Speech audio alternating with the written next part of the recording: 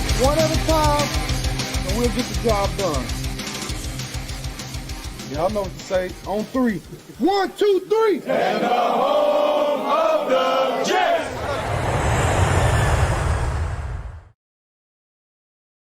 Good evening, everybody. Let's talk Jets on a special Thursday night edition with my favorite guest of all time, because the only guy that I know that will actually keep it real with me and not fluff my feathers, will, as a an analyst, an expert, a film guru, and a shit talker, is exactly what I need to get me through my Jets doldrums.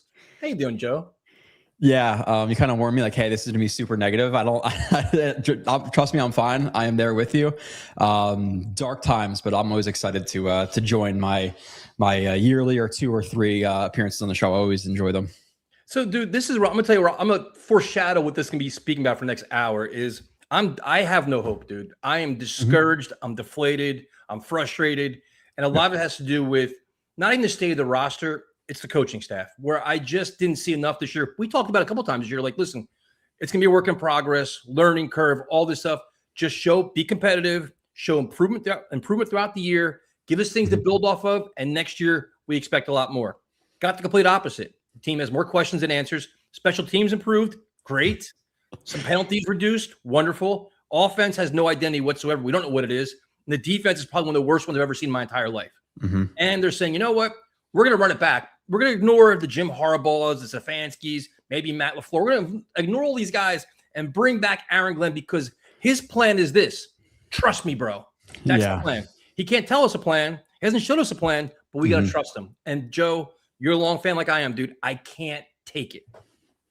Yeah, I feel like I could just do like an hour monologue on this myself, so I'm going to go in a bunch of different directions. But everything was bad. Like, there's really nothing you can hang your hat on to. We know all the stats, like I don't think I threw out the stats. I know you guys have probably done it, but like 32nd in point differential, 32nd in turnover differential, 32nd in yard differential. We got the stat of 5 straight games of 23-point losses or more, which has never been done in history. I think we're the third worst DVOA and DVOA team of the last like 50 years since it's been tracked. We're the first team since like the 1930s when interceptions were tracked. Never, like, there's so much bad. And then on top of that, you have Glenn, who comes out in the media. And I know you're specifically good, in my opinion, about like hitting this stuff on the media and what they should say and what they should not say and stuff. And I'm sure you hit on it, but like, your answer can't be trust me. Like, trust me, why? Like, give me specific examples of what exactly you're going to do, because he says, yeah, I will have all these things that I can work on, whatever the direct quote was. Yeah, I have a bunch of things I can work on, but doesn't give us one specific example of what exactly he's going to improve on. Like at least Ulbrich at the end of last year was like, hey, I should have delegated more. There was too much responsibility on my plate. Like, if you could just give me something to grab onto, then maybe. But when he was asked the question of like, what specifically did you do well this year? 2 of them were special teams. Great. We could retain Banjo. He can't make a lateral transfer. Yep. You went up from 31 to 23 in penalties. Awesome. An 8 spot jump there. It's nice to not have penalties, but there's no correlation between the number of penalties and team success. Like, I think the Jaguars are one of the highest penalized teams in the NFL this year. They're the 2nd seed in the NFL, right, or in the AFC right now. So that, on top of the brashness in the media, we'll let Justin Fields play quarterback, kind of taking like a little bit of a shot at Tomlin. Oh, Will McDonald bull rushing, all of that stuff. Big ships turn slow after saying we're here to win now. And then, the thing about proud, this is a team you'll be proud of at the end of the year. Then it changes into, I didn't say proud this year. So like, there's literally nothing, whether it be the media, whether it be the player improvement or lack thereof, statistically, the in-game decision making. Like, you have him against the Broncos, where Justin Fields is sucking beyond belief. It comes out, I believe, the week before or 2 weeks before that he has a leg contusion. He can't run. What a perfect time to give him the easy out in the media and say he can't run, he's hurt, we're going to play Tyrod. Instead, we have the whole debacle before the half in the Broncos game. And then he says, well, yeah, reflecting back on that game, I would have thrown at least like a Hail Mary before the half. Same situation happens the next game against the Panthers, and he punts the ball. So it's like, dude, like, what are you doing? Like, so, there's not much to hang your hat on, and I'm with you. It's the coaching staff, because I think when you actually look at the roster, defense, we have a long way to go, but the offense is a few pieces away with a good quarterback and a good coordinator that they could be a pretty successful offense, in my opinion. But this league it's a head coach quarterback league, and I don't think we have a head coach. But this and like the best thing about this is you study the film, dude. Like I know I watch on TV, I watch it. I don't study the film because I get too pissed off. I watch your stuff, but I'm like I can't take this shit anymore. But let's start with the defense because now going into the season, if we're being fair, because this whole tanking thing is pissing me off because the tanking is overshadowing really bad coaching for a long period of time. You want the best 4 games, fine. Let's not go to the other 13 games they played like dog shit. Defensively, you're saying defensive-minded coach, good background in that. Steve Wilks, experienced defensive coordinator, and on paper and the eyes of many people, the Jets had talent on defense. Quinn Williams, Sauce, Quincy, Sherwood, all these guys. Enough talent to have a serviceable, competitive defense. And they were horrific. Like easily the worst defense I've ever seen. And they were getting worse week in and week out to the point where they fired Steve Wilks. Okay. Aaron Glenn doesn't step in and say, I'll take over the play calling. I'll give it to Chris Harris and let him go down with the ship. To me, it's 2 things. This should have been a much better defense. Don't give me the talent excuse. I mean, you can answer that. First thing is. Second thing is, as it's falling apart as a head coach, you step in and make changes to it. You don't let it fly. So I guess the first question is, did they have enough talent going into the season to have a serviceable defense? Yeah. It's a thing where, like you said, like people are like, oh, well, they were tanking. Were they tanking in the beginning of the season when they had Q and they had Sauce, when they decided to re-sign Sherwood? Quincy was an all-pro a few years ago, and he just completely flipped, and he was awful this year. So they had talent. Like, let's not act like the first 7 games of the year they were a good defense. They were a bottom 3 defense, if not probably one of the worst. I would say it's probably them and the Bengals the first 7 weeks of the season who were the worst. And like they got blown out in multiple instances in the first 7 games. Like no show versus the Bills, a division opponent in week 2.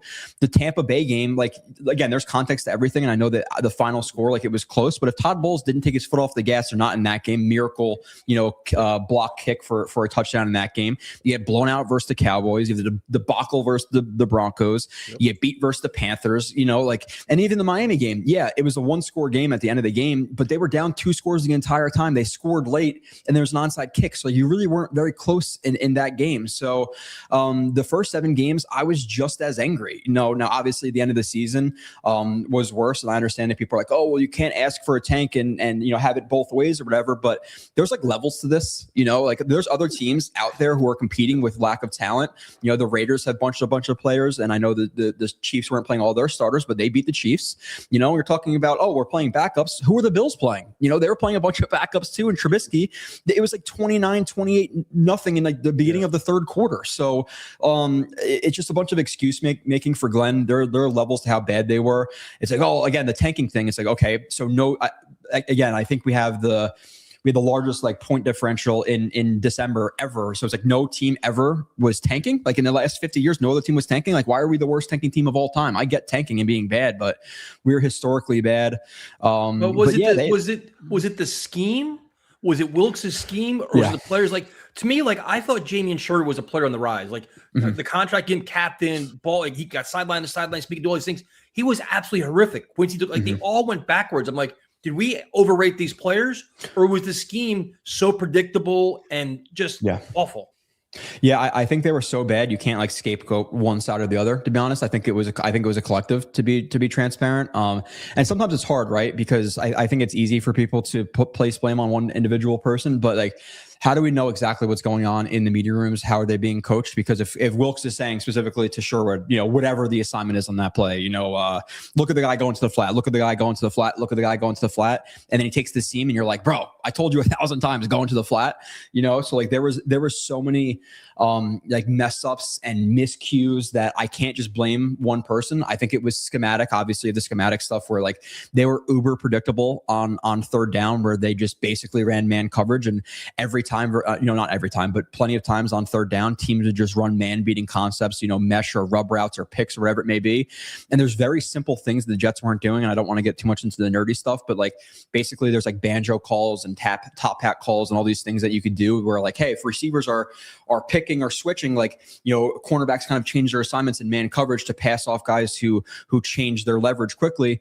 And the Jets just weren't doing that stuff, which is, I'm not even being like, I'm not trying to say this for splash value, but it's stuff that like college and like high school or high level high school teams do, like banjos, and the Jets just didn't do it. So schematical predictability, the blitzes did not work at all.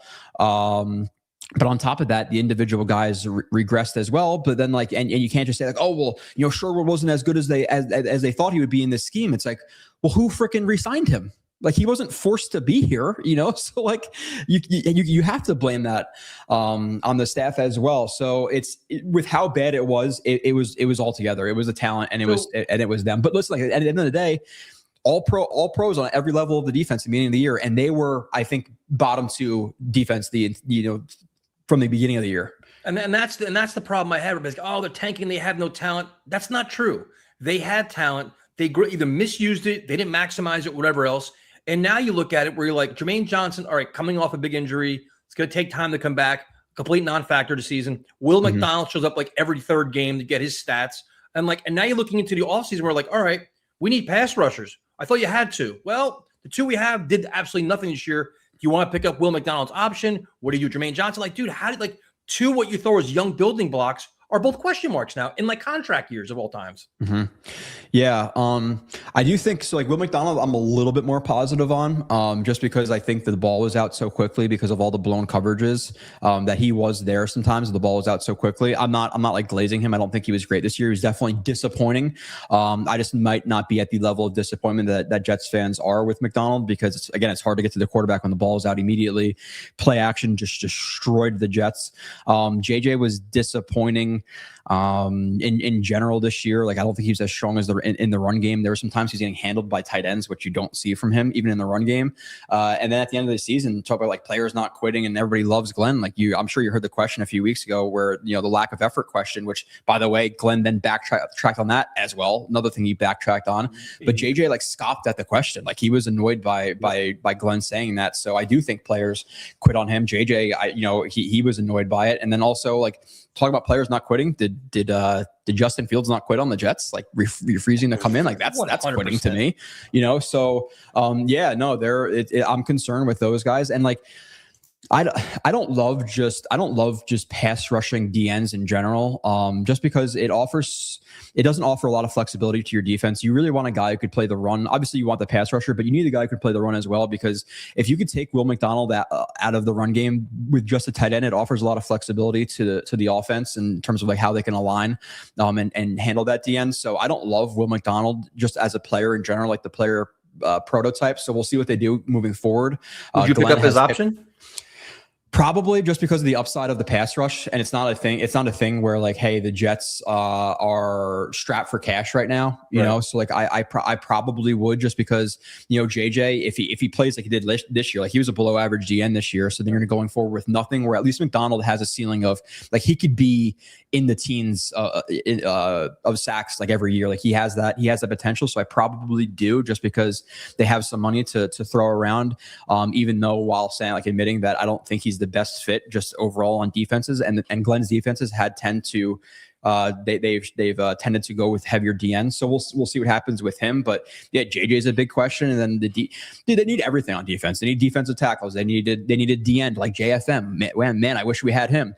We need linebackers. We need safeties. I think at corner, for where they are now, like they're okay because they have at least some potential there. But you need multiple safeties, multiple linebackers, multiple defensive linemen on top of the offensive needs. So they definitely need a ton on defense. And that's the question. Like, how many building blocks do they literally have on defense right now? You got to you like Harrison Phillips, what he's doing. You like Briggs. You mentioned like the potential Will McDonald.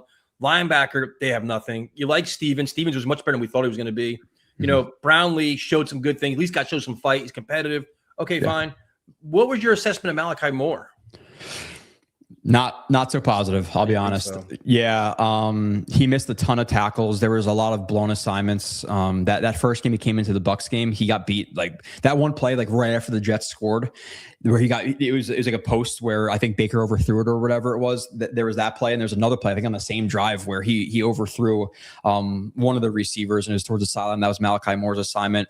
Missed that tackle last week on Ray Davis in the flat. That play where the Saints clowned us, where they put in Taysom Hill at the end of the game. Malachi Moore, that was his zone, and he completely blew it by looking into the backfield, not gaining depth there. So he was way too volatile, in my opinion, for him to walk in as a starter. So at the very best, I think Malachi Moore is your safety 3. Overall, I would say I was disappointed with the season, just because coming out of Alabama, he was kind of like a master of none, but a jack of all trades. And I thought he'd at least be consistent, but not, elite at anything. But yeah, the mental lapses in coverage and the missed tackles was pretty horrific from Malachi Moore. So I don't have a lot of not faith going forward, but walking into next year, there's no way he could be your starter at safety. Yeah, I had the same. You always seem like he's chasing somebody. He's always missing tackles and chasing somebody, or at a position. And you look at the defense, so many holes, and it's like, what kind of defensive coordinator you're going to get, because maybe he'll change things up and maximize Sonny's potential. Then you look at the offense, which is really interesting, because it really comes down to who you want to believe in. So now the offensive line was a bright spot. They all stayed healthy. I think you saw some really good things from Membu. Olu was solid. But what was your assessment of the line as a whole? And like, to me, like John Simpson, his 2 penalties every week drove you crazy. Yeah. Feels like he took a step back this year. Myers was kind of a surprise. Didn't think he was going to play that good. And Tippmann kind of stepped up. But what's your, like, could that actually be a strength of this team in this lost season? Yeah, I would say it was a strength. I would say it was an above average line. I think they disappointed me a little bit in terms of where they finished. Simpson obviously disappointed. Myers was kind of what we signed him to be. I think he's a low end starter. He's a high end backup. I think it'd be a big mistake to just walk into next year and assuming that Myers can be your starting center again. I would definitely like for him to be that high end backup. $5 million is high end backup money. $6 million, whatever exactly it is. Again, I brought the example when they signed him in the offseason for $3.5 million, and everybody's like, "Oh my God, the starting center for the Jets." And I'm like, dude, we signed Ben Ajalana to a $5.5 million contract in 2017. You're telling me 2025, a $3 million contract is a starter? Like, what are we doing? He was inactive every week too. He didn't play. Yeah, like what are we doing? So he has to be replaced, no doubt about it. At center, Simpson was disappointing, but at least he's on the field, and he seems like somewhat of a leader in terms of like how he acts and some of the fight he has. Real quick though, before we go in that, would you move Tippmann back to center, or would you keep him at guard? I think he's true. Like, I don't think he played much better at guard than center, in terms of like the individual play. Now the thing that worries you about with him at center, I'm sure is the snaps, but like, it wasn't like he was blowing protections less or blowing run assignments less. I think he was the same level player. It's just, you didn't notice the snaps. So, I think you have true flexibility there, where if you want to move him back to center, fine. I tend to lean to keep him at guard, just because you want your centers to be a little bit more squatty. And, Membu, you want him having consistency next to him. So I would prefer for him to stay at right guard. And then I think you have to bring in, I'm basically, ABT's on under contract currently. Simpson's on under contract currently. So I'm basically saying you need to bring in 2 starting interior offensive linemen for this offensive line, whether that be ABT on an incentive-laden contract and you bring in a high-level backup for him, or if it's John Simpson and you bring in a third, round guard to compete with him, whatever it may be. But you need to bring in 2 relatively like high value interior offensive lineman. Membu was awesome this year. Tippmann, I think he was just as good as last year. He hasn't been taking as many like steps in a positive way that I've wanted him to be. He's kind of like leveled out seemingly.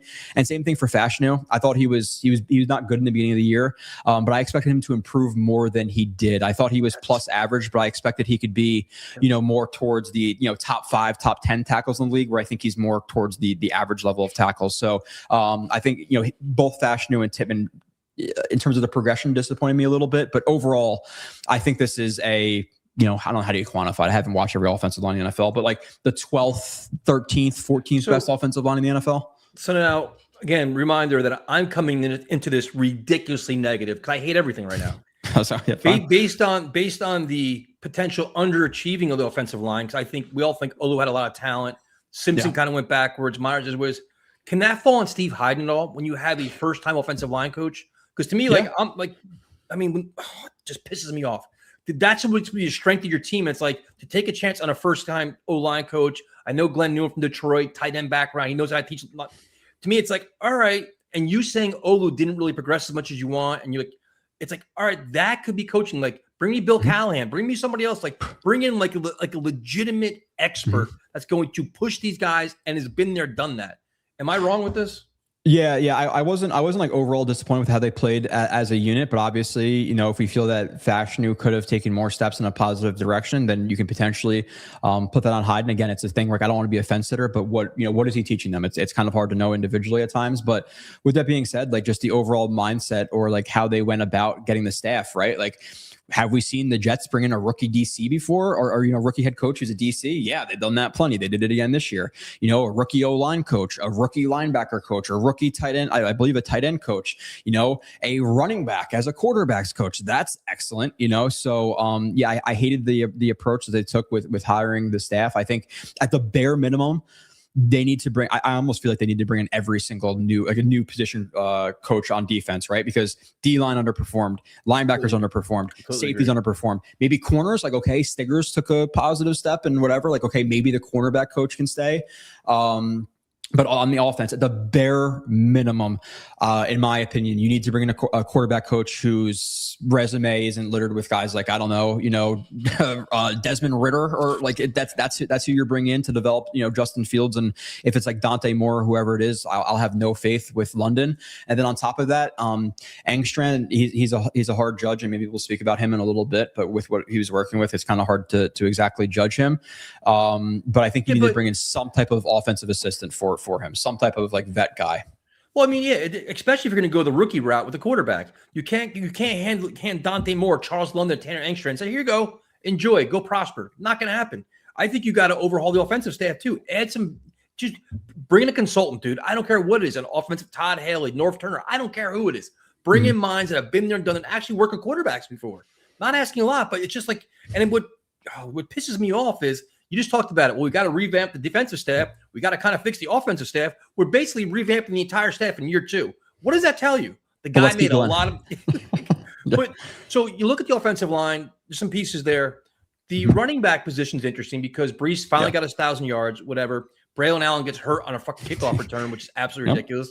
Isaiah Davis showed you some things. But are you in the camp that I honestly think Brees Hall wants out? Are you in the camp where you say, you know what? Tag Brees, he's a must-have? Because to me, I could have made a case to trade him at the trade deadline. The Jets didn't do that because Braylon Allen was hurt, and they didn't want to say we're completely tanking. How do you handle Brees Hall right now? And do you still think he's a $12 million a year player right now? Yeah, it's a rock and a hard place, right? Because if you don't re-sign him, you have egg on your face because you didn't trade him for the reported 4th round pick. So. Yeah, so like for me, I think that Brees Hall, if you do like franchise, I'm more in the camp of like transition tag him, which I believe is around $10 million. And then he has to sign it. And then if another team signs into a higher contract, the Jets have the right to match the contract and get Brees Hall back. But I don't think Brees wants to be here. Like right after the couple of all the last games, like he's saying, easy touchdown or free play touchdown for the Bears. Like he doesn't want to be here. The tweets about, the 4 football emoji thing a couple of years ago because he only got a few touches. And like, let's be real, dude, it's 58 yards a game, 59 yards a game. You get 1,000. Like it's not something to really write home about.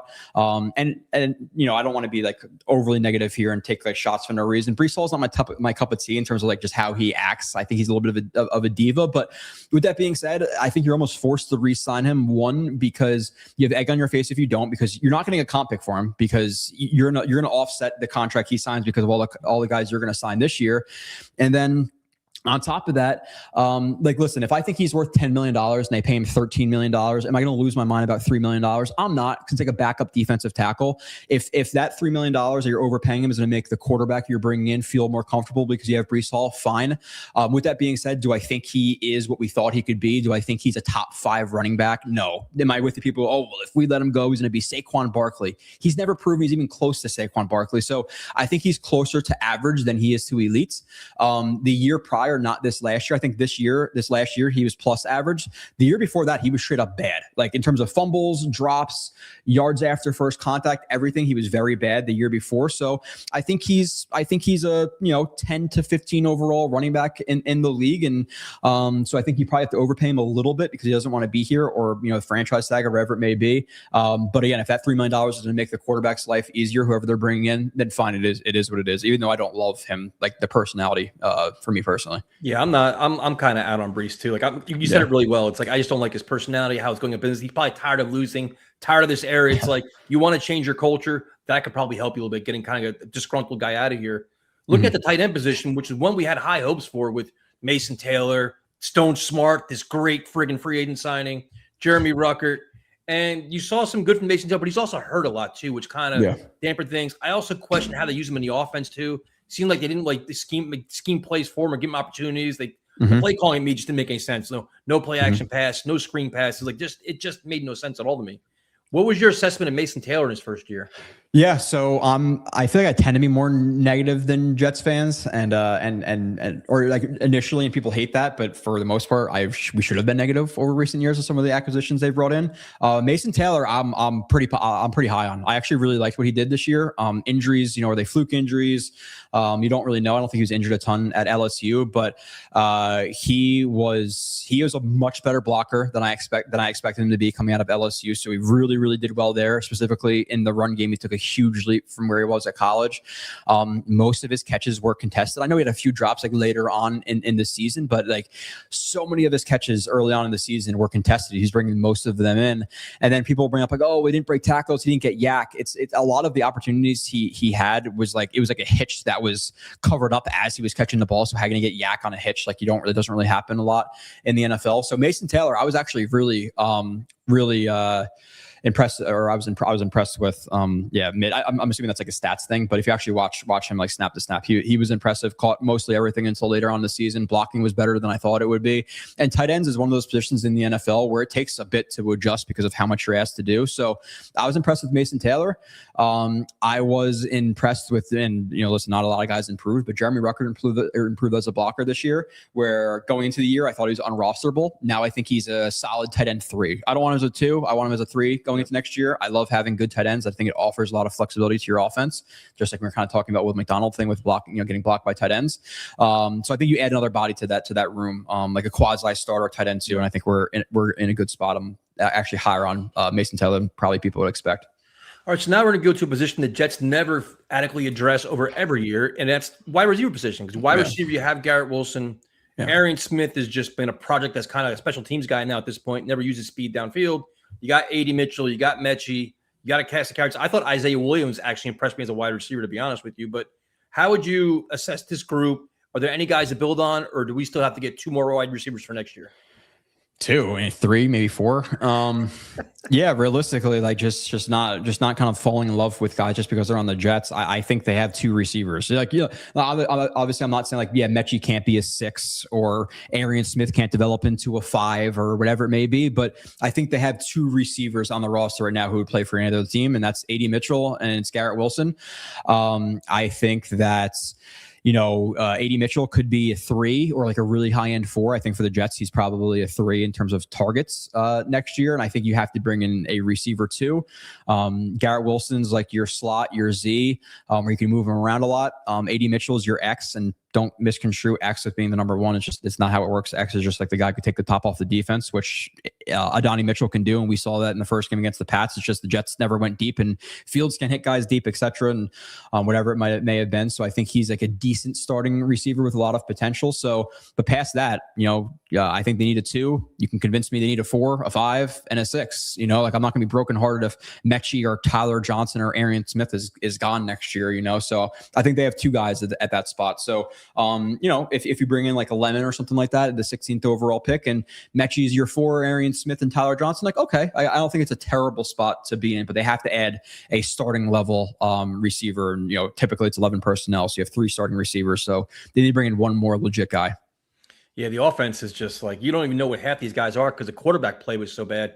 Justin Fields was terrible. Tyrod was hurt. Brady Cook is a practice squad guy. Now you're like, all right, another Jets season where we got to find a quarterback. Wonderful. Let's play this game again for and it's so as of now, to me, it seems like Aaron Glenn's fastest way to win is with a veteran quarterback. I think he realized between his staff being on the hot seat, everything else, he can't afford to go 4-13 with Dante Morris as his quarterback. Do you kind of believe in that, or do you kind of think the Jets are going to go that way? Look at the Kyler Murray, Malik Willis, Mariota way, and then because if we'll go there, do you think they go veteran route first to kind of offset some of the stench and make them competitive next year? Yeah, I think they go vet and then rookie, like probably everybody else. I think like Kyler Murray. Do we really want Kyler Murray teaching anybody? Like, do we feel comfortable bringing in Dante Moore and then Kyler Murray being like his quarterback mentor guy who had the clause in the contract to study a certain amount of film? Like, no, thank you. To Kyler Murray, and he's gonna get what he's gonna get what. $40 million, $35 million. He's gonna get a lot of money. Like he's an average-ish level quarterback, and in free agency, that gets a lot of money. So people like think, oh, $20 million, 25. I think that's a pipe dream. I think you're talking about easily 30 million plus, and probably closer to $40 million for Kyler Murray. And I'm not doing that. There's no way.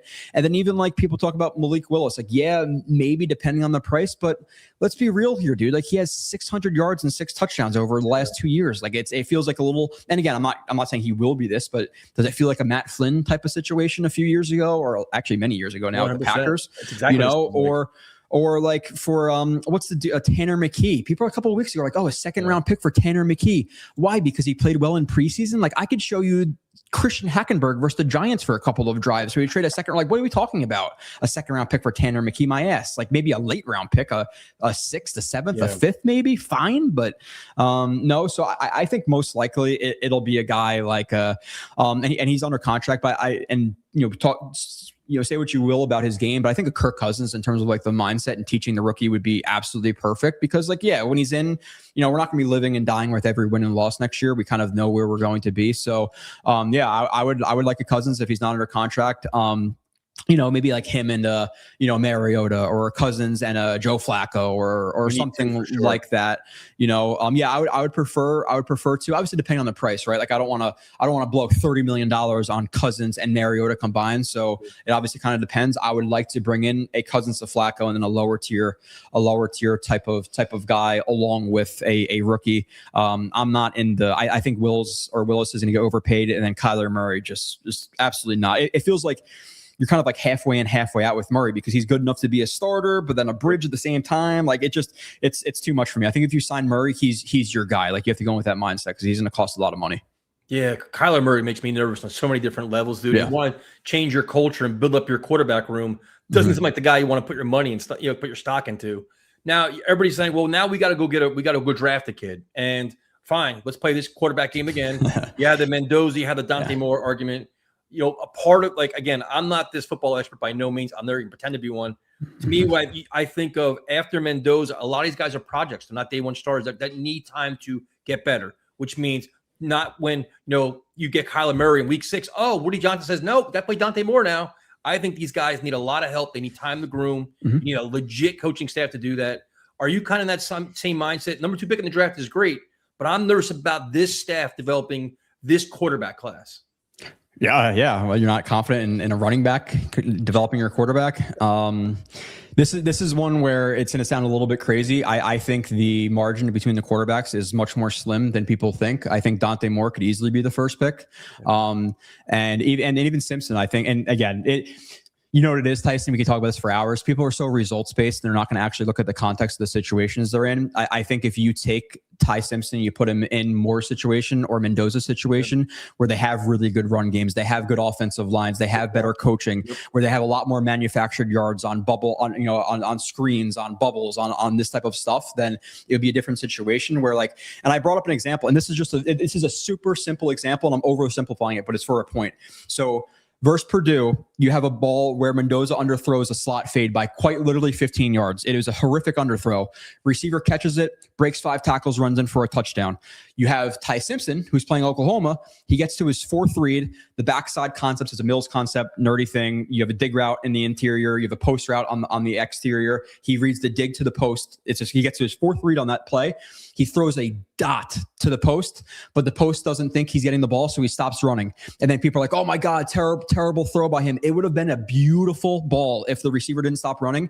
The lack of help he has from the offensive line, the lack of help he has from receiver drops, the lack of help he has from the offensive coordinator are all major differences from Dante Moore and Mendoza, where Mendoza, it's a lot of the first guy open and the running game just gashing teams for him. So I think if you gave Simpson Singyetti or whatever his name is, there'd be a different story. And even with Mendoza, in terms of evaluating him as a prospect, he's the most pro ready, I guess. But also with that being with that being said, he doesn't take snaps for under center. He hasn't the entire year, unless, and I don't chart, but I don't think I've seen him see one in the entire take one snap under center the entire year.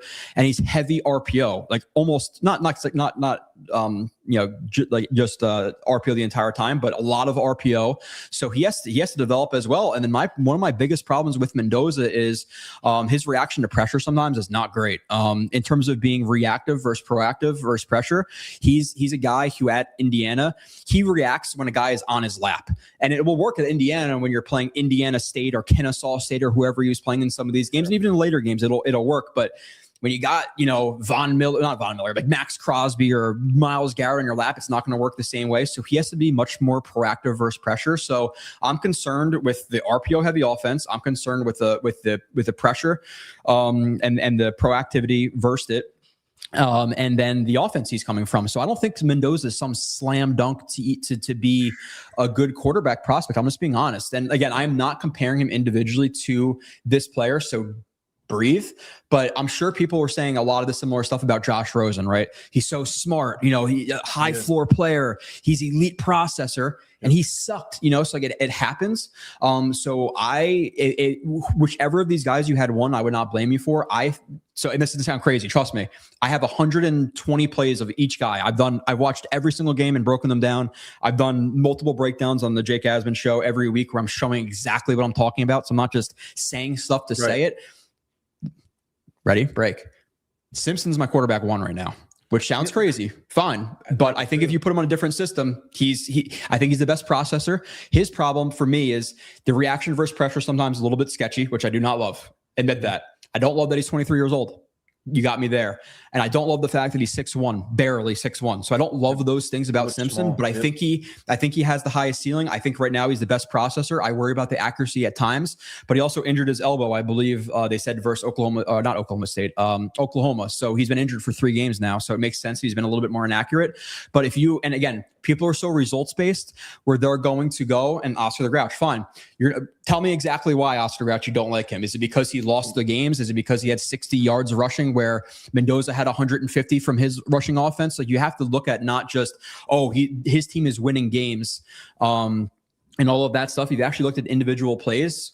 Simpson's my 1. That's fine. And I don't know if you know a lot about Sabo, but we didn't speak at all about the quarterbacks. And he after watching all of these guys, came to the exact same conclusion that I'm at, that they're all razor thin. So if you have Mendoza 1, fine. If you have more, fine. Number 1, fine. But I think that the conversation of, it's more in Mendoza up here and then Simpson all the way down here is wild to me. Any of the 3 in any order, I'm kind of more so with. So Simpson, I get the starts and stuff. That concerns me as well. But individually as a processor, and then also compiled with the fact that I think he has a higher ceiling than Mendoza. That's my guy right now. Yeah, and that's the same thing. It's like he's a guy that you take and you got to develop him and put time into him and really get going with him. I like Simpson too, to be honest with you. I like Simpson a lot. He got the living shit beat out of him, dude. They weren't blocking at all from him many times in those games. Then they're dropping passes all over the place. Like, a lot of times it was basically run, third and long pass. He's just getting teed off on. They couldn't establish. And he was bounced back up, trying to. And you'll watch more sometimes, and again, it just is what it is. And I see Yo Holmes, but if bro, Yo Holmes, I know you're on a lot of these channels. If you want to come in, we could do a film breakdown on these guys and tell me what you're seeing. I'll welcome you to do that if you're gonna start talking shit. So I'm all with it. But again, it's context. You can't just say, this guy wins. It's like quarterback wins are not. Wins are not a quarterback stat necessarily. Like Trent Dilfer didn't win that Super Bowl for the Ravens, right? Like there's a lot of context to this type of crap. So like if you put, again, if you change the order of these guys, I think it's a different situation. So I'm not just saying stuff, Yo Holmes. I quite literally give examples every week, and I know you're on the Asman show, so shut your mouth. So the thing too is the thing with Dante Moore, and this is something that I've heard from 2 different people, is he doesn't like being hit. That's the thing, the rap on him. It's like he gets pressured one thing, but when you start teeing off on him, he kind of goes into shell and things kind of changes, demeanor changes, everything changes. Yeah. Have you seen that too or no? You said with Mendoza? With Dante Moore. So Dante Moore, yeah, there's some times if you watch that last game that he played, was it Texas Tech? He doesn't respond to pressure great at some times where like he rushed a mesh read, where he threw a pick to the hook route where if he just stepped up in the pocket, he would have been fine there. In terms of Moore though, I think he has high upside. I don't think his arm is as good as Simpson. I do think he has the best deep ball in terms of like placement and accuracy and consistency.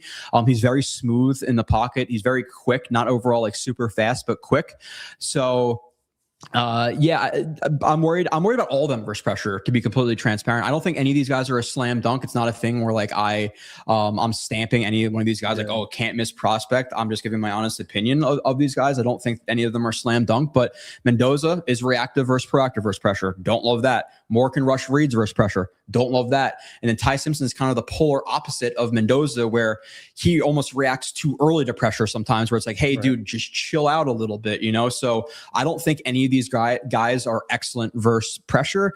Pressure affects a lot of quarterbacks in a poor way, obviously. So again, I don't love any of these prospects overall. So we'll see what happens. I think right now Simpson probably will end up being the 3 just because of the age and the size, and now he has an elbow injury. But I could easily see the Raiders being infatuated with the ceiling of Moore versus Mendoza. And again, I don't think Moore or I don't think Mendoza is some elite, prospect where he can't miss. I saw somebody say that he's not Josh Rosen, and that's why I kind of preface it by saying he's not Josh Rosen, but in terms of the processing and he can't miss, guys who can process can't miss either. I think it's the highest floor. I agree with that, but it's not like a slam dunk where, I've heard people say on Twitter, like his floor is Kirk Cousins. Like that is a bold statement to make, that his floor is Kirk Cousins. Because Kirk Cousins is a solid quarterback, obviously when he was in his prime. For a long time. Yep. Yeah, exactly.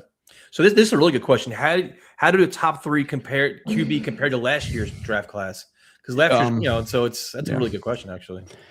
Yeah. It's so I only watched a little bit of Sanders. Obviously, Sanders fell to the 5th round or whatever it might have been. I think they're on a similar plane as Cam Ward. I think. It'd be hard for me to really like order them because I don't necessarily remember even what I thought of Cam Ward because I watched him, I don't know, 20,000 snaps ago, so I don't remember exactly what I was thinking of him, but I think he's on a similar plane to these guys. I don't think he's way above. I don't think they're way above a Cam Ward. Now, do you think, based on your assessment of these quarterbacks, are you ruling these guys? Are you saying, there's too much risk at 2?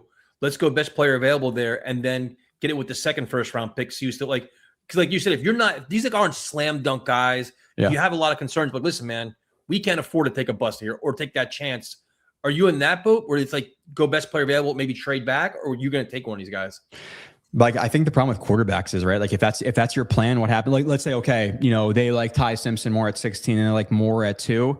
What happens if he goes at 10? And you're sitting there with your thumb up your ass and you're like, who is our quarterback? So I think if you like a guy, you probably just take him at 2. Now, in a perfect world, that'd be excellent if that happened, especially for me. Again, I like Simpson, so if you can grab him at 16 versus Moore at 2, like hell, sign me up. But I don't. That's a very, very risky if that's your plan. So you either have to trade up a lot to then secure your guy, or you most likely, if you like him, just take him at 2. Yeah, this is going to get really interesting, man, with all the different evaluations. And then as the combine comes, there's always all the private workouts. Quarterbacks come out of nowhere. I think Chambliss, everybody's all over him for freaking 3 days until he says he's going back to school. So everybody's desperate. Now, would you consider anybody and say, you know what, skip the first 2 rounds. We're going to go best player available. And then we're going to look at like Nussmeier or Beck or something like that. Are you in that group? Can you see that happening or no? It's obviously possible, but I think like they're going to try to attach themselves to a rookie to potentially save their jobs. And then like the whole stuff, I saw one of the questions in the chat about like 27 class. The problem with that is if you remember, like, okay, let's rewind a year ago, right? You know what I'm going to say? Who was the top of the class? Oh my God, there's 5 top 10 running backs. It's Sellers, it's Nussmeier, it's Drew Allar, Arch Manning's going to come out, and then Clade Klubnik. They're all going to come out. Those guys are all second round or later later quarterbacks. So all the guys we're talking about in 2027 could be the same thing. Like you can have Dante Moore, and obviously I hope he doesn't go back to school because more options the better for the Jets. But like, what happens if he goes back to school, he struggles and he blows out his Achilles and he's a 6th round pick like that? You can't just bank on next year being better, because every next year is better. How many years have we heard that next year's receivers are better, or next year's quarterbacks are better? So if you have conviction in one of these quarterbacks, you grab them. Now, like, listen, if they were to grab like a Kyler Murray, then okay, I think you grab a Nussmeier or a Beck or something like that, 2nd, 3rd, 4th round. Drew Loar. That would be the plan if I brought in like a Murray or a Willis. But for me, I'm more of like Kirk Cousins, Joe Flacco, Mariota, and bringing a guy at 2.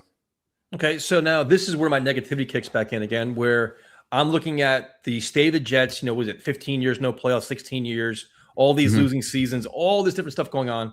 And you have a coach, in theory, who could be on the hot seat next year. I think right now he's kind of he's skating through it. I don't really know how. Next year, he's got to win at least 7-8 games or he's going to be fired. Do you think that has an impact on the free agency? Because I think it does. If you're like, you just said the Jets need 2 wide receivers. Okay, if I'm a wide receiver, I want to do what? I want to get paid, I want to get my stats, and I want to win. You get one of the 3 here. You can't really guarantee that. So do you think the Jets under Aaron Glenn and this unknown offense can actually lure free agents in here? We don't know who the fucking quarterback is, to be honest with you. We're saying, oh, it could be Kyler Murray, it could be this. There's so many unknowns. Can they get guys even in here? If you were OC, if you were Cliff Kingsbury, do you want to attach yourself to what most likely seems like a lame duck coaching staff? Probably not. If you're a player, are you signing up to play for the Jets, not only because of their organizational incompetence for the last decade and a half, but like, and this is something I talk about this way more than anybody else, and I don't want to get into anything. But like, how do they not rectify that? Hey, $20 million from the Jets is completely different than $20 million with the Texans or with the Dolphins because of state taxes and all this stuff. Like, they have to figure that out some way, where $20 million with the Dolphins, you may make $19 million of that $20 million. With the Jets, you might make 16, 15 of that $20 million, because like it's based on where you play the individual games. So not only do you have a bad reputation, you also have really high taxes. So like teams in Jersey, New York, it's really New York because that's what the headquarters is, but New York and California are kind of screwed. Where Dolphins, Texans, Cowboys have huge advantages with signing guys. So you also have that coming into effect. But like, yeah, the problem is that we're not going to be a destination because of the coaching staff. Now, with that being said, on the opposite end of the spectrum, like if they were to fire Glenn, I get you have to deal with Woody. But if you were, a Harbaugh or Mike McCarthy, whoever you like, whatever your flavor is, you're walking into a situation and you're like, shit, I got $100 million this year. I got $100 million next year. I got 3 first-round draft picks, 4 second-round picks. Like this would be the perfect time to attract a high-level candidate. And instead, they're going to wait. He's going to get fired after 7-8 games. He's going to ruin a rookie quarterback, or partially ruin a rookie quarterback. He had to learn a new system. And then like not only on top of the rookie quarterback, but like he runs more of a 4-3 right now. He's going to sign a bunch of 4-3 guys. And then next year, the guy runs a 3-4 and none of these guys fit. And then you're like, shit, I have to adjust the system, So like, I don't like, so I don't understand. Like, yeah, there might be a 5% chance he works out or whatever. But like, if you don't have conviction in the coach, get rid of him. Like the biggest thing with Saleh was like, if you didn't have faith in him going forward and Vrabel was out there, why didn't you get rid of him? Like if you were only 5 games away from firing him, why didn't you just fire him? So like if you don't have conviction in Glenn, get rid of him. Like you have nothing to hang your hat on with this head coach. So I would cut the cord. That's obviously not going to happen unless somehow they're back channeling to Harbaugh, but he's not taking interviews to next week. And I have a bad feeling that what's going to happen is the Bills are going to lose and he's going to see Josh Allen. And then we have Mike Vrabel and John Harbaugh in the division with Josh Allen and Drake May. Yay. No, that you took the words right out of my mouth. And this is probably, for me, it's one of the rare times the Jets have a marketable job. Tons of draft picks, tons of cap space, all these different things. Number 2 pick in the draft. And you, as Woody John said, listen, I'll give you full say of the team. I'll give you full control of the team. I don't care. You need like a Parcells type guy. Glenn got full control after not doing anything. He's never proven anything. He got full control. Why not give it to whoever else? But this is like the newest rock bottom, the latest version of rock bottom for the Jets, where they're the laughing stock of the NFL. It's not really close, and none of us have faith for good reasons. And now you have coaches out there that are legitimately better. This potential coaching class Could be Matt LaFleur. It could be friggin', McDermott. It could be Stefanski, Harbaugh, all these guys. And for the Jets to say, nah, we're good with our 3-14 coach that did absolutely nothing this year because we don't want to pay more money. I don't care about Woody Johnson's money. Be a big boy and say, you know what? This is not acceptable. We have a chance to truly change the dynamic of our organization, and now we do it. And they're not. And it's driving me crazy, dude. Especially with Harbaugh. Listen, I know all these things about Harbaugh, but offer him $100 million, full control of the team, and at least shoot your shot. At least try to act like you care about winning. And they don't. And that's what makes you crazy. And the thing you talked about is what I keep saying for the last week now, where I'm done doing videos. I'm just talking about it, but you feel like you're delaying the inevitable. You feel like this time next year, me and you're going to be talking like, who the Jets going to hire as a head coach? And now we wasted $100 million of cap space. We drafted all these players. We exported all these players on the team that we already had here because they don't fit our system. And it's like, and now you start over. So it's actually setting you back 2 more years by keeping the guy here. That's the problem. Like, cut your losses, some cost. It happens. It's business. But the way the Jets are handling it makes absolutely no sense to me, and nobody can justify it. It's hope. Well, we hope we can do this. We have a plan. What is it? I don't know. Wait till next year. You literally give him a redshirt year this year. That's insane.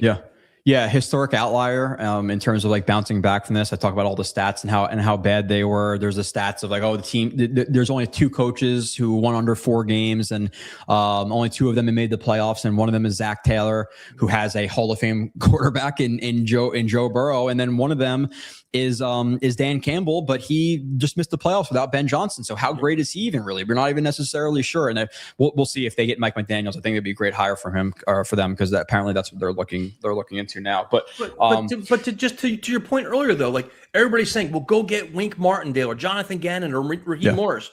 Why would this level of quality defensive coordinator want to come bail out Aaron Glenn when he could be fired within a year? They want continuity. They want stability. They want money. They want winning. This is not a lucrative job for an experienced defensive coordinator. It's not.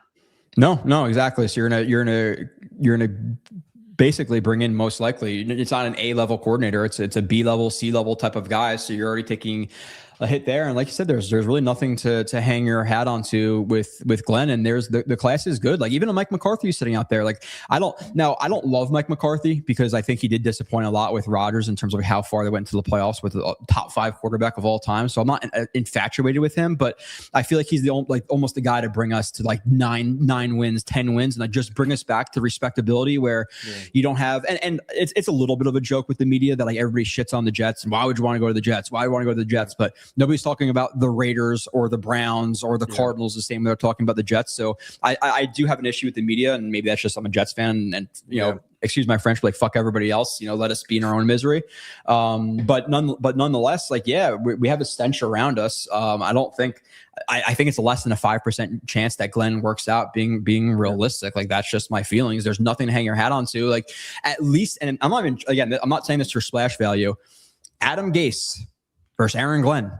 At least Adam Gase, I could say, hey, he had opening drive scripts. He could score a touchdown every opening drive. It was like 7-8 games in a row. So I legitimately think that Adam Gase was better than Aaron Glenn at this point. So maybe he could work out. But what do we have to hang our hat onto with him? And you're talking about like the newest rock bottom. I think this is rock. Like, I don't think we've ever been lower. In terms of like historically inept seasons, I think this is the worst I've ever seen. Now I can't speak personally to Coach Site because I was born in '93. I was very young for those years, so I didn't personally really witness it. But this is the worst I've ever seen. This is the worst season I've ever experienced as a Jets fan. People bring, 2020 and all this stuff. Those years, like Frank Gore was your running back. It wasn't Breece Hall and Garrett. It was Frank Gore and Rashad Perryman. It wasn't Garrett Wilson and Breece Hall with a top 10, 15 offensive line. Instead that year, like the 32nd offensive line. So the expectations were different this year, and they obviously weren't super high this year either. It was only 5.5 wins as Vegas predicted, or that was their number, 5.5 wins for the Jets. But this was new level bad. It wasn't like, we were tanking, we lost by a score or 2. Like every game, like the Dolphins game, we were down 21-0, 6 minutes into the game. So like it was inept. They were inept this year. So I see nothing to hang my hat onto with Glenn. If you don't have conviction of him, if he's not going to be your coach no matter what going into throughout 2026, then get rid of him now when there's plenty of cap space, plenty of capital in the draft for the new coach. I don't want to let him blow his load on free agency in the draft. And then, hey, new coach, I hope you like this quarterback. I hope you like these players. Yeah, no, this is the lowest point for me now where I'm at, because I can't justify like a way to turn it around. Like you can't. It's literally hope. Like hope is not a plan, but for the Jets it is, because we don't know so many things. Who's a coordinator on defense? Who is this head coach? We think he's really bad. How is he going to improve the offense? Who's going to be the quarterback? Like so many pieces here in a year where they got to perform. And like, not only can't the Glenn defenders give us a reason to be hopeful, Glenn can't even give us a reason to be hopeful. Like he just trusts me, bro. And yeah, we have to get better at a bunch of things, but giving no examples to grab onto.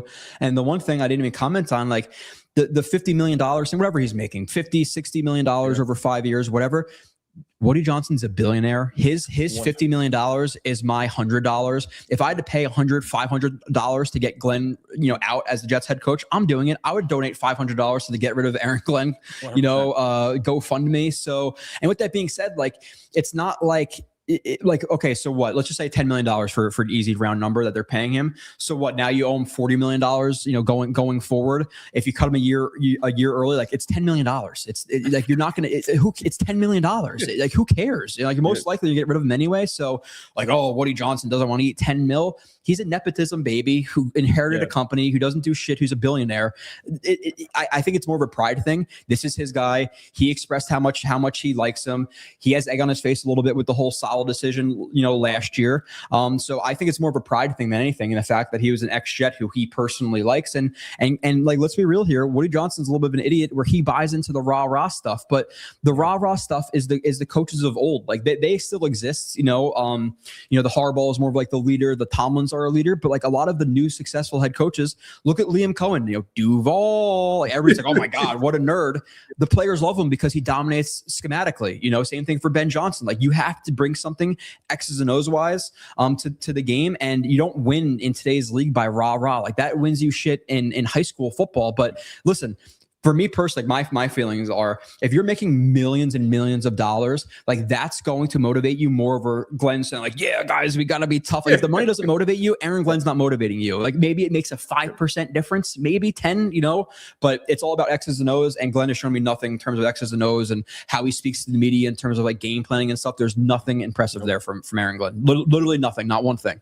Yeah, and not even a culture change. The culture change he talked about, they actually regressed where they played with no passion, no pride. JJ said it was his worst year of his career. Right. This is the absolute rock bottom with this. If you had to make a prediction today, who'd be two quarterbacks going to be on the New York Jets this year, 2026? Oh God. It's going to be one of Moore or Mendoza. Feeling right now, obviously, so much can change between, like, at this point last year, Shedeur Sanders was still, going to be a top 5 pick. Gun to my head right now, I think Moore goes 1, Mendoza ends up here. Wow. And to develop, I don't even know, like Mariota and Mendoza, something like that. Just because Kirk Cousins under contract, Penix had some injuries. I saw Davis Mills in the suggestion in the chat, but I believe he's still under contract with the Texans, so he's an option. But why did they get rid of him? Same thing, Jacoby Brissett. People mentioned his name, but he's still under contract, Jameis and they're going to have a rookie. Jameis is under contract, so really, it's like you're looking at like, Joe Flacco, Gardner Minshew, Marcus Mariota type of players, which isn't really anything to write home about. But I'm gonna say it's one of Mendoza or more. I'm thinking that the Raiders, especially with the Raiders, and they tend to like higher upside guys, they grab more first, and then we're left with Mendoza at 2, and that's what the Jets grab. And then it's like a Mariota, even though like they don't fit. They're not the same type of player, so maybe you want more of a quarterback who's similar to. Would you trade for Mac Jones? Even though Mac Jones is under contract, would you make a trade for him? No, I hate Mac Jones, dude. I think, like, dude, he's like kicking sauce in the balls and trying to grab dudes by the balls and all this stuff. Like, listen, you could produce when you're under Kyle Shanahan. Like, the problem is that he had a good year with them, so now he's gonna be like, well, you have to trade for him, I guess. But even if you like, what's the contract gonna? I don't know what the contract is, to be completely transparent, but whether it be draft capital to trade for him or the actual like price of signing him, I think he's like his value has ballooned up because of who he's played under. You go from Kyle Shanahan to the Jets and Charles London. I think you kind of go back to where you were, and I think he's probably pretty bad with the Jets, realistically. So give me no part of Mac Jones. And I saw somebody say Diego Pavia, dude. I don't know if it's the Jersey Shore thing, but like that's yeah. Have you ever heard of, I know you're a going out in New Jersey guy, but I'll never go back there for the rest of my life. I don't know if it still exists. Do you remember the club Deco? Or like, yeah, I think it was Deco. Or no, dude, it was the prototypical. You walk in, guys with slick back hair, wife beater. What town was it in? It was somewhere down like more southy towards you, but it was the wife beater. It was the Timberland boots with the jeans, the gold chain, and everybody, don't bump me, bro, type shit. Like that's what Pavia is to me. He's small. I think he's arrogant. I want no part of Diego Pavia, just based on, again, super ignorant. For me, like I haven't really watched him, but just based on the personality and what I saw of him, please God, no, that is not the fit for me. I don't think he's going to be a great quarterback in the NFL. Now, do you buy into any of this notion that the Jets are so bad, such a laughing stock, that a quarterback like Dante Moore will go back to school and be like, you know what, I don't want to deal with this Jets mess, or I want a foregone conclusion, I'm going to go number one, or I'm not coming out. Do you buy into any of that or no? No, not really. One, because again, hey, I really want to go to the Raiders over the Jets. Hey, I really want to go to the Cardinals over the Jets. Hey, I really want to go to the Browns over the Jets. Like they all suck too. You're going to be at the top. The teams are going to suck. Now, with that being said, the Jets have been like new level bad, but the Browns have been really, really bad as well. And the thing with it is, one, the talent. Like there's talent here. Listen, if you add a tight end 2, a receiver 2, and an interior offensive lineman 2, and you add a good quarterback, this could be a good. Like this offense is not super far away, like the teams of past. So I don't think it's a bad roster to walk into. And the problem is, and I think Garrett Wilson said this on Twitter today, and I've been saying this for weeks, financially, it is a very, very, very dumb decision to go back to college. It just is, because I think like one of the higher NIL deals right now is Arch Manning. I think it's like $6-7 million, something around there. Let's round it up to 10. Fine. Give him $10 million this year. Okay, fine. He gets $10 million with Oregon, and then he blows out his Achilles. Like I said, he's a 6th-round pick. Make it a flat mill that he makes coming into the NFL. So then he makes $10 million NIL, $4 million or $1 million each year of his rookie contracts. That's $14 million you'd make over that span. That's the risk versus rookie contract. You're making $50-60 million a year. You may be foregoing a chance at $40-50 million more dollars, generational wealth to set up your family, your kids, and your grandkids. I don't see it being like, oh yeah, the Jets are that bad, I'm going to miss out on potentially $40-50 million. Yeah, no, it's life-changing money, man. Not that saying that $7 million isn't, but this is like game-changing. And you're number 2 pick in the draft. It's not like there's no guarantees next year you're going to be in top 5. You never know. Like you talked about, like guys this year were like 1 dropped down to 4th-round pick. So there's no guarantees or anything, injuries or anything else. Now, what do you think about – you get me so fired up, dude. I got to try to compose myself here. Like, it's ridiculous. I just want to rip everything now. It makes me mad. Yeah, go ahead. Dude, no, you don't have to hold back with me. I think you know this. Let's do it. Well, first of all, before we go into more, everybody knows you, but where can everybody find your information? Let's do a quick brief here. Yeah, JoeRB31 on Twitter. I've been posting a ton of like the film clips of the season, which was, my God, it was so brutal this year to post all those plays and rewatch it. I just finished rewatching the season again for all the individual player reviews I do. But yeah, Jets X Factor, JoeRB31 on Twitter, and then like Blewett Splits on YouTube. We do live streams, and I am not afraid to be honest. But so now, how much stock are you going to put into the game tomorrow night, where you have Indiana, Oregon, every Jets fan to be watching to see who's going to be our next quarterback? What's the overreaction ratio going to be tomorrow night? Oh, you know what it is, dude. The people live and die with one game. It is what it's what it is. So I expect it to be whoever wins this game is now the next best quarterback for the Jets. But again, I've watched every single one of these games of these guys, so it might move the needle a little bit because, like, obviously you want to see guys perform in on the biggest stages and things like that. But it's definitely meaningful, but I don't think it's going to change a ton. You know, for me personally, for Twitter. For YouTube, mostly, I think YouTube's actually smarter than Twitter. But for Twitter specifically, it's going to change everything. If Moore comes out and beats Indiana, it's all who wins the game with these guys. It's never what is their coaching situation, what is their run game situation, schematically, what are these coaches doing for them, what are their defenses doing for them, injuries. There's no context to it. Did you win the game? You know, do you have good stats? Like, there was a play, and again, I don't want to get into too super nerdy stuff because people aren't going to be able to pull this example right out of their head. But there was a play very early on in the Indiana Alabama game where it's 3rd and 2, 3rd and 3, and basically what they did was the receiver from the outside ran like a pick route for the running back coming into the flat. and his first read was the flat. The flat was open. He skips the flat and throws a contested catch ball over the middle. It was a nice throw, looks awesome, but the process wasn't good with how he got there because his first read was open in the flat. He skips it and then throws the ball over the middle. So you'll have Twitter saying, "Oh my God, great play," but the people who actually watch and they know, schematically what he's looking at. It's like, why don't you throw the flat, dude? It was wide open like that. You can't depend on that next read in the NFL. You got to hit the first guy when he's open. So like it's just, I'm so much process over results, and I say that all the time, but you really have to like get into the nitty gritty with these guys instead of just looking, okay, what are the yards? What are the touchdowns? Did they win the game? That's way too simple of a evaluation process on these guys. Okay, the last question for you. It's an easy one. Right now, Woody Johnson may or may not be tempted by Harbaugh being available. If over this weekend you see Tomlin becomes available or LaFleur, anything like that happens, does that tempt you more if you're Woody Johnson to say, listen, there's just too many quality candidates out there that can legitimately have been there, done that, can change our organization? Can you see Woody Johnson making a change, say Monday, and being like, there's too many guys available, we can't do this? Even Stefanski's still out there. I don't know, man. Like more egg on his face, right? Like they just had a press conference and they're addressing like, what we're going to do next year. No, listen, I don't. Trust me, I don't. But you're talking about Woody Johnson here. You're talking about a guy who has raised ticket prices after the Jets, historically in inept seasons, like back-to-back years and demanded money early, and the lack of awareness. Like, hey, we get cheated versus the Chiefs in that game. He's tweeting out about Taylor Swift after. Yeah. It's like, what do you like? So he has no awareness to anything. So, I don't have faith. I don't have faith in Woody Johnson to make the correct move, because the correct move would have been firing him, this Monday. Then after that, again, you have the press conference and all of this stuff. No, I don't have faith. So basically, after an hour, I entered this stream with no hope. I'm leaving it with less hope, is what you're telling me.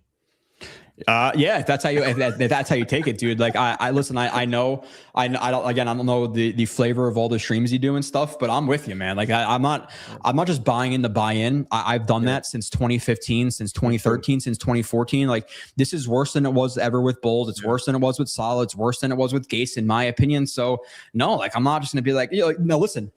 Before anything, I'd rather be wrong about Glenn and the Jets win, because I'm a Jets fan over anything. 100%. I'm a Jets fan before I'm a YouTuber or doing the film breakdowns. Like I want the Jets to win more. I'll be a Jets fan longer than I'm doing this stuff, So I would love to be wrong and for him to prove me wrong, but I'm not just going to brown nose the Jets or whatever because they're the Jets. Like I'm going to call it how it is, and right now it's disgusting. It's just disgusting, really. So yeah.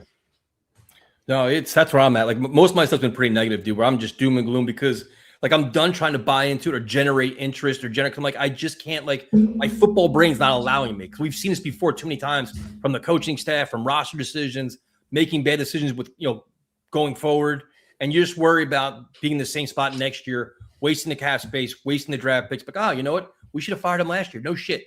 This is the time we should be doing it right now. And that's, again, we want to be wrong, but I just think we pretty much know where this is heading, and it's so frustrating, man. So yeah, it seems like it's just as bad, if not obviously much worse than all the other years. So why do I have faith in this shit to turn around? Like it's most likely not going to. So I would love to see him fired and all of that stuff. But here we are. We'll talk about it in 2027. Who we're gonna hire, and if the systems are the same, and all of this shit. It's just I have no faith in this to turn around. Again, I would love it to. I would do some dirty, nasty things just to turn around, just win 8-9 games. But for why? Why am I buying into this? Do you think there's any role where Engstrand can get fired or no? Like at that point, like you fired your DC, you fired your OC, you're getting rid of guys. Like why not fire? Like and again, like with Engstrand, listen, like I think it's an incomplete grade. I give him like a C plus, like an incomplete C plus for this year. Like there was games where guys were open, like just like 2 individual run plays in recent weeks. That speed option where Brady Cook threw it to the sideline, that was open. If he just hits the running back, it was a good play design. The play that remember the jet sweep a couple of weeks ago that everybody crushed them on, was like 4th and 1 and they get tackled in the backfield. Yep. So Sean McVay and Shanahan do that play all the time. Like that is a staple in their short yardage situation playbooks. If Membu doesn't blow that block on that play, rookie mistake by him, he blew the block, it's a first down. Everybody's praising Engstrand. But again, it's results. It's not the process. Yeah. So everybody will blame Engstrand. There are guys who are open. There are plays where it is so goddamn evident that you need to hit the flat here because a blitz is coming. Like red alert. There's a blitz coming from the side. They're overloading the shit out of the right side. You got to get to the flat. You got to get to your hot. And Brady Cook just doesn't even see it and then gets sacked. And people are like, oh, Engstrand sucks. It's like, dude, every quarterback in the NFL who's worth their anything is going to hit that flat. So I'm not saying that Engstrand's great. I have a problem specifically with some of the short yardage situation stuff that he did. I want to see some more creativity in the run game at times, but I thought he was good enough where I'm not out on that guy. I would say it's like an incomplete C+ for him. So I wouldn't be looking to necessarily get rid of him. Now, listen, if Cliff Kingsbury, for whatever ungodly reason, he takes a heavy dose of mushrooms that he doesn't mean to and decides to sign with the Jets, then great. I would get rid of Engstrand. But I don't know who else is going to come here and be necessarily like a slam dunk better than Engstrand. But I would definitely bring in a consultant like we were talking about before. Yeah, 100%. You got to add some talent to that offensive staff. You have to. Yeah. Veteran guys, kind of just, especially that specialize in developing quarterbacks, because that's going to be the biggest challenge for Jets, no matter who they bring in, even Kyler Murray at this point. So, Joe, first of all, thank you for your time. I said an hour. I lied, and I tried to harness all my negative energy so we could have a good conversation, because you break down all the film, dude. So a lot of things where I'm like, oh, this guy's terrible. You're like, no, he was okay. It wasn't that bad. So you usually give me the opposite way. Yeah. So it's good, though. But I definitely appreciate, again, one more time. Everybody knows who you are at this point, but get out all your information. Yeah, JRB31 on Twitter, Blewett Splits, Jets X Factor, all of that stuff. Hopefully we'll do something either before or after the draft and talking about some of those guys and just give you the honesty. And again, with all the quarterbacks so many times, dude. As long as I've known you, we've talked quarterbacks every fucking year. Yeah. Every year we talk quarterbacks. Quarterbacks and head coaches. It's always fun.